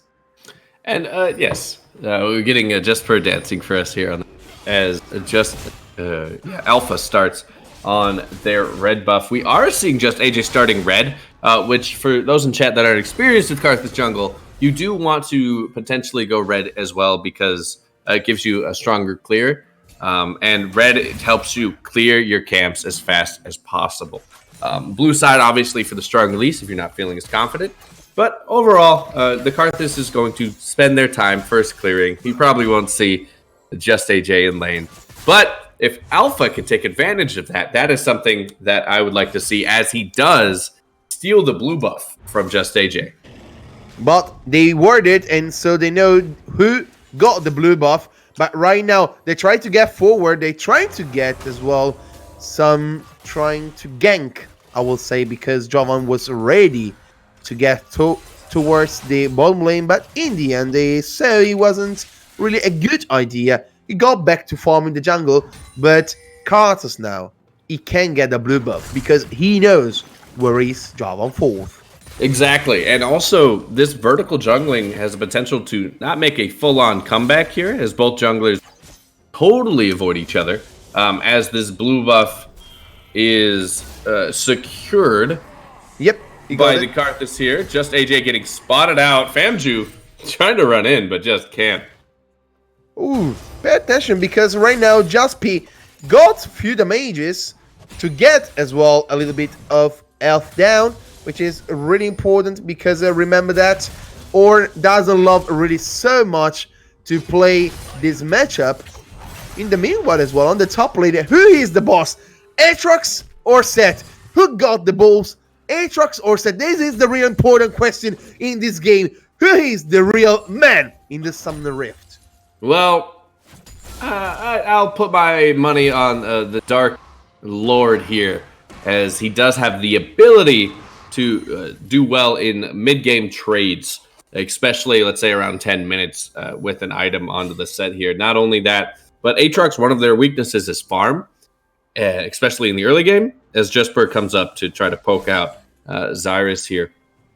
One of his weaknesses is farm, and not being able to do that effectively is kind of how you can exploit them, but so does Sett. Sett being able to pick up early game farm is also a struggle, so it makes the lane a little bit more even right away. Wow, he's coming as well, Karthus.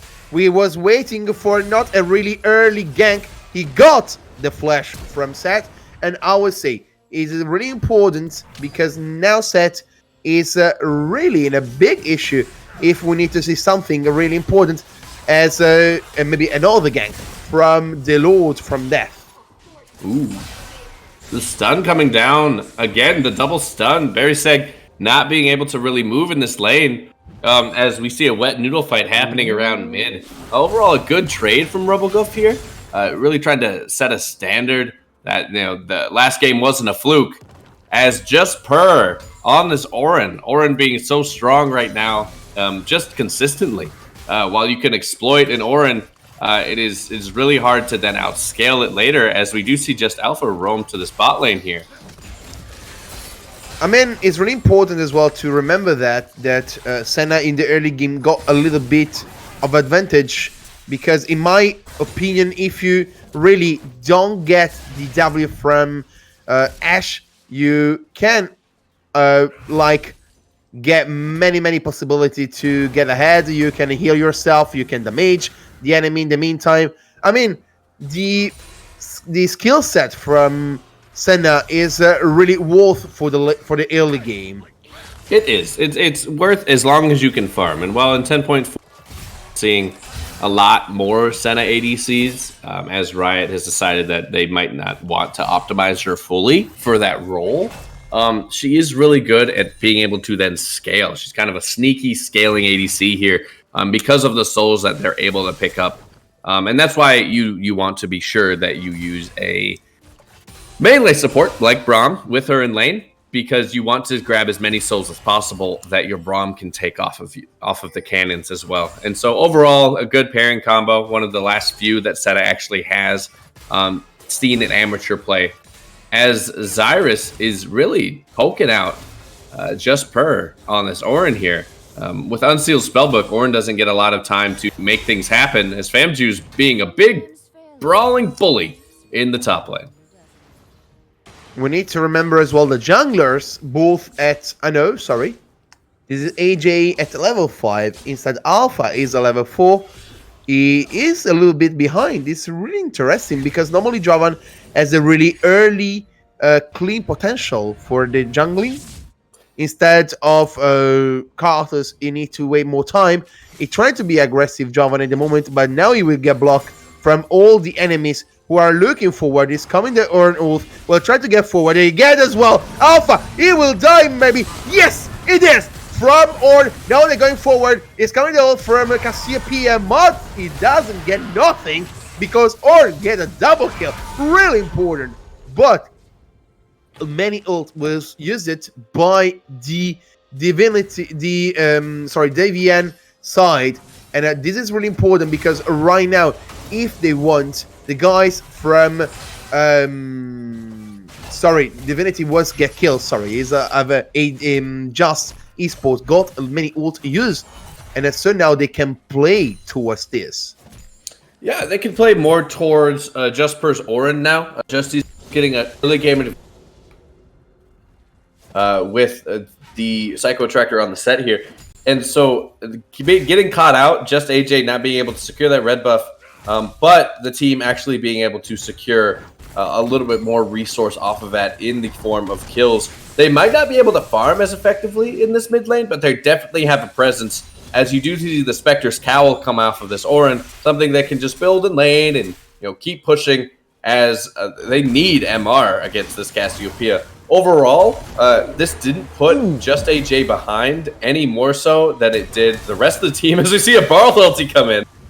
Yeah, the ulti from Bard will get in, but in the end will get nothing, because the flash wasn't getting through. Cassiopeia really getting the flash to save herself. Right now they are trying to get forward. This Bard trying to play aggressive, because he knows in the middle to late game it will be difficult to make a statement. True. Based on the runes, he is going good guy Bard. Going to the good guy Bard build means that you are building Guardians, you're going to build super tanky, and you'll basically be there to supply CC with your Q, but you're not going the traditional Electrocute build that wants to one-shot squishy opponents right away. And so that extra roaming power in the Guardians is only going to help their team. And while Bard's not an overall tanky champion, they will help with the CC. Whoa, it's coming to ult. Instead, he got the miasma against him. He tried to get aggressive. He got the kill, but with the pain of his dying, because thanks to his flash, he will get killed, and a shutdown will go into John on the fall. Yeah, LW Alpha being in the right place at the right time. Zyra a little too cocky in lane. Just Esports really trying to put a power to this madness here, as Just AJ was able to ulti, but it didn't really do a lot of damage, as there's not a lot of AP coming on this Karthus. Really needing to farm out more. Just AJ spending time in lane, which is something that junglers are very fond of doing in this current meta. I mean, the problem is that Karthus at the moment, he really needs to get as well souls, so that he can really try to one-shot people, but the trying to be aggressive from Ornn was really too much in my opinion, because you are forward, ensure that you are really the big boy on the mid lane, but on the opposite side, you have the ult from Cassiopeia, which really can stop you. The petrifying gaze make the game, because it save Cassiopeia and it make the kill easy. That's really a big issue if you want to play against that. It is at some level, as we are seeing just going in from this Zyrus, getting the exhaust off from your Unsealed Spellbook. Just while Cassio does scale to late, and we'll be able to see Zyrus be able to find kind of their footing. I don't know what you call footing for a snake, but that is something that is basically they're trying to scale for. But this is not the type of lead you want to see on an Ornn, who can then build items faster, get level advantages faster, and provide items for their team maybe quicker than the side of Avaritia would expect. Right now, we are 11 minutes after the start of the game. We see as both teams trying to play aggressive right now, thanks as well to the ult of Ornn. They're going straight forward. Psycho got the kill. He needed to use his ult to get more damage, to be sure to kill the enemy. And it's really important now because they can rotate towards the dragon.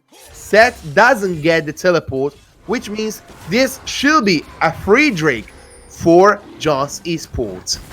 And Just Esport taking a really good play there, knowing there is no escape there on the Cassiopeia, and being able to really pick up an easy kill as this first Drake, while at 12 minutes, does go over to Just Esport, being a mountain. Which they're going forwards, they're going set with their ult, trying to get the kill against these Aatrox. Their ult as well from Jalvan is a good kill for them, but right now is as well Brom under the death, thanks to Karthus, who got as well his first kill by himself. Really important the way how these two teams play, how these two teams try to make the game is really aggressive from both sides. Yeah, Alpha being able to pick up the Herald, and then also being able to, as getting the kill on Psycho Attractor is only going to put the top ahead and grab him. Was really low now. That man bot, maybe he will die. No, he got too much aggressive. Right now, a double kill as well from this gentleman girl. The triple kill from Senna, who got dived. What a play from the AD carry of Avaritia. Holy moly! That is just, I don't know, they just walked in one at a time. There was really no method to the madness. As we're trying to pick up a kill, all they needed to do, Just AJ just needed to hit a Q, or even maybe being able to take tower aggro for Barry Sag, but none of them wanted to commit. And with that triple kill, they've only extended their gold lead in the bot lane to about 1,500, which is exactly what you want to see. But why even go back in carry rope? You were low, you had nothing else to give, and overall, I think just miscommunication from the side of DVN. They look like they're getting a little sloppy as they can't find their matchups here.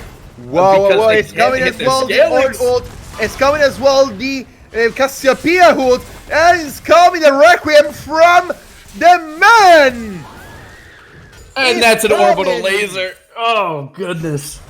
How many we see right now? Because there is ganking the mid lane a lot. Carry rope, try to stop Sarah. Sarah need to be attention, because right now they can try to get forward. They stop before the tower. They don't want to get another time a bad spot for the kill. The dive can be dangerous. There is Javan there nearby. My goodness, this aggressive plays from both teams, they make me scared. RKO is coming against this an enemy is coming to the top lane. They try to help himself. Thanks as well to the ult. Is coming carrier up from the bottom. He will get the kill. Fianzo is coming set. He tried to get as well. This kill will be really important. He understands he doesn't get it because his finish is kit. And right now he's coming back. Aatrox against Set is a madness. Yeah, no, that's just good execution from the side of FamZu here on the set. Play patient, afraid of the Bard ulti coming in, finishing off the target and moving on to the next one. Overall, Just Esports coming with a little bit of fire, not only in their draft here, but also in their play. Trying to fire back on potentially an early game kind of advantage they had built for themselves. But FamZu saying, no, not today. We're going to grab both Rift Heralds and really try to push advantage on the map for DVN. We need to remember that the first turret was getting on the top side for the Just Esport, sorry, the Avaritia guys. Not Just Esport. Just Esport got the 3-1 dive, who doesn't get nothing in the end. They are getting rotation, which are pretty interesting towards Cassiopeia, but they are not getting gold. They are behind 1.k difference from these two teams. And right now, pay attention because it's coming on. He tried to get aggressive. He got all the possibility. They got really ahead. Maybe it's coming. It's coming. The whole and the kill we're getting from the mid lane of the team of Just Esport. Yeah, no, Just Esports being able to solidify. That's an 0-5 Cassiopeia, and while Cassio does scale, he can't scale if you're always in the gray screen. And as Alpha's looking to really pressure, at least DVN's really looking to pressure this bot side here, it might not be enough, as that's why you have a Bard ulti, folks. Wow, pay attention, because of the bottom lane, there was a lot of fight, but nothing will happen as they're both trying to use their ult to save themselves, and Dawn trying to get caught. Now he's coming in Aatrox. He tried to be aggressive. He got rooted from the W of Senna, which means that Aatrox will not get nothing from this gang. And in the meantime, on the top side, we will get a tower for the top laner of Team Avaritia, trying to be aggressive. They will try to get caught from two sides. Now they got it in the middle. Now he's coming Senna, who trying to help. He's going the Requiem, and he will try to get something. Maybe he will got the kill in the moment. Laser. And on the meantime, Cartus will get in the middle of the fight thanks of the Inferno Drake. But on the meantime, they will get the kill. But on the top side, he will get the tower. In fact, the team of Avaritia, they will try to get something. They will try to potentially get the inhibitor here on the top side, because it's coming as well. The tower for team the Just Esports. Sorry, Avaritia. Holy. I don't understand nothing in the meantime.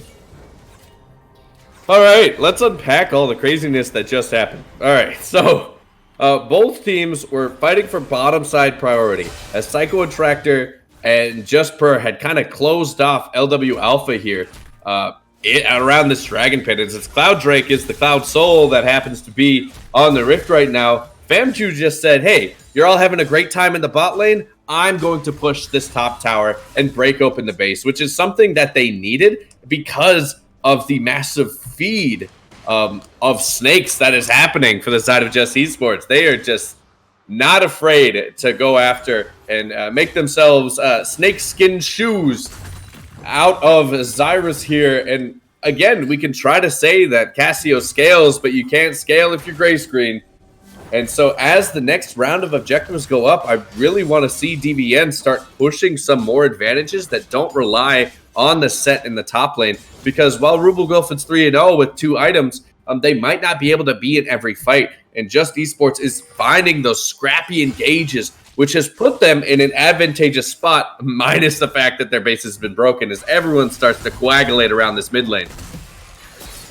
We need to see as well has the team they're trying to play in, or he tried to match all the time with Cassiopeia, because he knows how much it's hard to get killed, as all the magic resist he got from these object. On the opposite side, Senna She needs to be the one-man army in the moment. Nothing can do. The Cataclysm can be something because it's coming towards Ash. Ash and his damage are so high, so important. He tries to get Rubble in the middle. He doesn't get nothing. He's coming as well. Atrax with the TP. He got the shutdown. The kill from Ash. He's going towards Atrax. He tried to get as well the enemy Jarvan. Maybe he will get something. Let's see. He's got in as well with his might. Now he needs to escape. Maybe he will get the shutdown. Nothing. Psycho needs to escape right now. But Ash is really the massive play from the ADC of just esports. Overall, amazing play, but I do want to let everyone know, carrier of Bard ulti kind of saved them there. Bard was dead to rights. Alpha's Cataclysm here is Femju, the head cracker here, trying to farm out this turret. In RKO as well. He will get maybe the kill on Atrax. So he will see. He will get one. He will get on the Bard one. Is coming as well. The ult from Orni in the middle. He will get it with the Cassiopeia. Is coming as well. Double kill for the men on the top lane. There we go as well. Thanks to Jarvan. The kill on the jungler of the enemy. The Requiem is coming. They will try to get some damage. He will get no kill. Quadra kill for the set. He will try to get maybe right now with all this team. The Ace and the Baron. Overall, this is Femju's game to win and lose. Been all across the map, not only but being able to grab that tasty Quadra coming in. Not only is that going to help these items, but you're really just spitting in the face of Psycho Attractor, who had played set in the game prior and not able to have this much success with their team comp.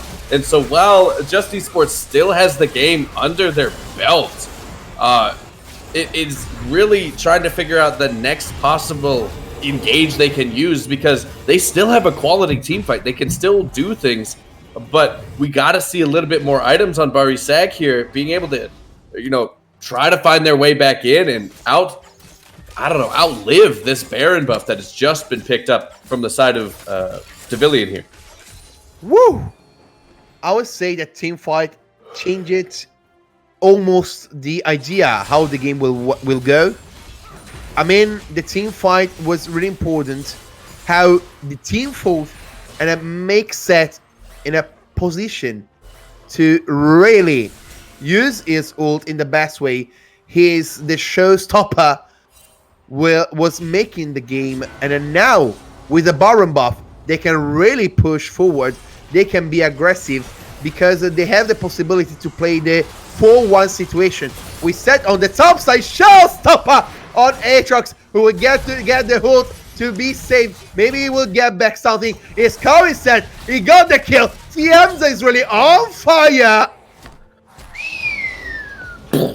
That's all I heard coming in from the set here. Just being able to understand the level advantage. And you just can't match Famju on this set in that lane anymore. It doesn't matter that you got an early game lead on this Orin if you can't be able to upgrade everyone's items because they don't have enough items to upgrade or even find beneficial team fights. Just Esports' early game lead is boiling down to nothing as Devilian is really looking to push these lane advantages and get a really 3-lane push going here that forces Just Esports out of position. As you can see in that top lane, they really don't know where to ward and what areas to control here. I need to say that in the moment, Fiamza will make the game the most easiest one for the Avaritia, because really, you want to make the team comfortable, and you pushing 1v0, you are like having open doors from the enemy. It's almost a perma 1v9 here. This is the amount of presence that this set commands on this map here, as Avaritia has to respond with something other than Psycho Attractor, because these Baron buff minions are going to take their top inhib. They're trying to go 2v1 against that, but in the meantime, the tower, the T2 on the bottom side, will get from the Avaritia side. They're trying to be aggressive or need to escape, but now they are trying to go against this set showstopper. Now he's gonna against AJ and his Carters. They're going aggressive. They got many damage. He needs to be safe. He doesn't get the shutdown. He got the earn ult, trying to be aggressive against the job, and the flash will get him from the room to be safe. In the end, is a shutdown, and now to escape the guys from the Avaritia, because they got caught many times, is coming the ult from Bomb, is coming as well the Cataclysm to get out all the team, is going the ult as well from Senna to get something back. They're trying to get damage, doesn't get nothing, because in the meantime they got many damage. The Requiem from Cartus, it will get 1 kill at least, and this is a shell stop, but not for Seth. This is for Senna. What? Rubelgoof is able to find a lot of these picks on the backside of these plays, but overall, just letting everyone in chat know that that fight that was created by Just Esports attempted to close a gold lead that was spiraling out of control and removed a lot of the Baron buff of a lot of key players on the side of Avaritia here. They're not going down without a fight, and while their base is open, it is nothing worse for wear, as they only really lost 1 extra tower on that Baron push. They were able to stop the hemorrhaging that was Baron here, and now try to hopefully reestablish a better game plan. Overall, if I have to give MVP, if Just Esports wins this, it's carry rope with those Bard ultis. It's able to really set up that engage for their team. And if you're on the side of DVN, you got to find a great team fight that can really put this game away. Well, we know they like longer games, but as long as this game goes, we're going to see more items on this Ashe, and the Orin upgrades come through from the side of Just Perp. We need to see as well that Avaritia right now, maybe Fiamza need to be more safe. 2v1 situation with Cartus can be difficult. Cartus got his Rabadon, he got this jungle item, is at most 200 of his AP, which make so much damage to Fiamza. Fiamza need to go to 1v1. If he got Aatrox, if he got Ashe, if he got Ornn, it's like easy peasy for him. But if Cartus will get as well in the middle of the fight, I have the idea that Fiamza cannot anymore 2v1 the enemy team. No, I want to point out what just happened. Just upgraded the Rabadon's death cap of this Karthus. Just AJ sitting with a Rabadon's death crown and now has 465 AP just with a snapping of fingers. That is the power of Ornn just in your game right now. And so just as you're saying, not having any MR on this set here is going to start becoming a problem. It will be a problem in the late game, but right now we know how much they was good in the team fight, the Avaritia in the game 1, and maybe they can try to pull it off another time, as we saw in this game. They are going to maybe ahead against this Brum, who need to escape a little bit. The W can be useful. He used it, but he was cut by the cord, by the root from Aatrox. And now, Team Avaritia need to get ahead, need to get the kill, the right one, who can really change the team fight. If they do, they can really try to get another Baron, which can mean closing the game. And while Baron is great, 4 Cloud Drakes would benefit both teams incredibly well. And so while Baron is up, we are seeing a quick Cloud Drake being taken. And I know we talked about Xyrus being a slouch, but right now this Cassiopeia has 3 items and is certainly not a slouch, being able to farm up and actually demand a little bit of presence in this team fight. Avaritia still has command of the map, but now this command goes over to these kind of late game carries that we have to see step up in this game. Right now the fight we can get on because we get Brum in the middle. Brum was trying to get safe, and it will be safe. Ornn doesn't want to get through because he knows that many enemy is going to showstopper. Thanks to Fienzo, he's going to really extend, he's going really forward. They got that many kills, they got just one on Ashe, they got a many hold, they got the second on Brum, he's got the second on Cartus, there's got the third on Cartus because the second was against the Bard, and before we're getting through the Ornn, ladies and gentlemen, Fienzo coming in, and what a showstopper it was. I kind of feel like, you know, when Kiana came out, everyone was always saying, oh, what a supreme display of talent, and it's kind of ruined that. But overall, being able to flash over the wall, grab a tankier member of the side of Just Esports and slam it into their team, starting the big team fight, letting Robogov just poke and poke and poke and really lay into the team is exactly what you want to see from good set play. And that's what we saw today. You don't need MR if they're dead. And more importantly, now you have your second round of Baron buff, 2 Cloud Drakes coming on your side. You now have your extra little bit of oomph that I think they need to potentially end out this game here. It's really important to remember that right now at 30 minutes time, you really can change everything in this game, because Fiamza, if really play like this, if we do everything like this in 3 seconds, can be aggressive. They try to be aggressive right now. They get some damage on Orn and as well on Bard. They're trying to get something is coming. The Ash ult. They're going aggressive against this Draven, who got safe again. Is coming against the Showstopper again and again. The double kill. The Requiem is coming out for making damage against the enemy team. The blue side is going really aggressive, but they need to stop again. Darius got the kill with the ignite. The tower will get in from the team of the Avaritia. And right now, they are pushing for the win. Yeah, Zyrus being able to have that poison and really that kill. Again, another well-fought fight from the side of Avaritia here in a game that they were kind of slated to lose, especially really early. Right now, they're trying to get the kill. They're trying to get the mage. We see as Fianzo trying to be aggressive. Now he will die under the Ash arrows. The second time we'll get is coming as well. The Miasma is coming as well. The Petrifying Rage. They are going to get the tower. They are going to get the inhibitor. They're going to get everything. And they're going to get the GG 2-0. But guys, this was the Fianzo show. The showstopper from him to stop the show for Just Esport. Yeah, no, Just Esports really getting suffocated out of a game that was theirs to.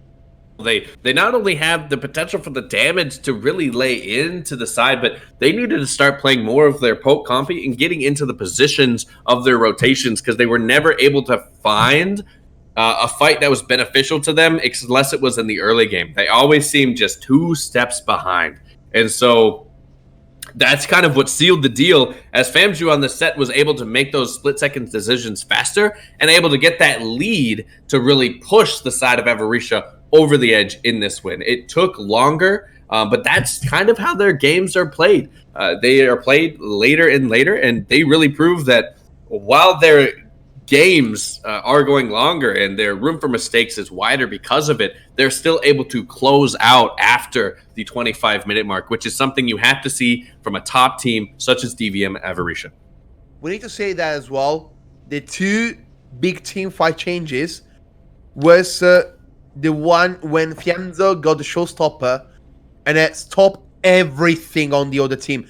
He got in with the ult, he got through the way he doesn't wait. He doesn't get anything. It's like, I got with the feet on the ground, straight away. He doesn't want to stop. He doesn't want to wait anything. And that was the really game changing, because Bard cannot ult. Ash cannot do anything. And the issue on the opposite side was the positioning, in my opinion, on the last team fight. I want to point it out there. They was everybody packed together, where Fianza was like, okay guys, show must go on, showstopper, and the game was getting through. Really, I want to tell you this, Fianza V9. I want to guess something. Fianza V9.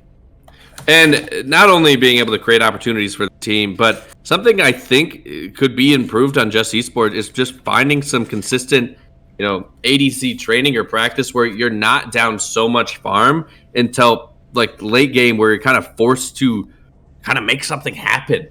Really maybe adjusting the champ pool a little bit, or how their playstyle is, because Bariseg needs to find a way back into these games and really contest with these bot laners that are kind of rolling over. Overall, Just Esports has the ability to become a better team leading into the rest of this spring split, but we have to see a little bit more effort come out from the side, and it can't just be those solo laners. Overall, GG's from DVN Avaritia here, and looking forward to seeing what Just Esports can pull out in their next week of play. Ladies and gentlemen, we finished with the DVN Avaritia getting in 2-0 and now getting on 9 points without any match lose. That was really amazing. On the opposite side, just Esport doesn't get the first win of the game, and this is really sad. We hope next game day they can really put in forward the right win to change their standings. From me, Etrurian, and a hat is all. So, guys, thank you very much. Have a good evening and GG.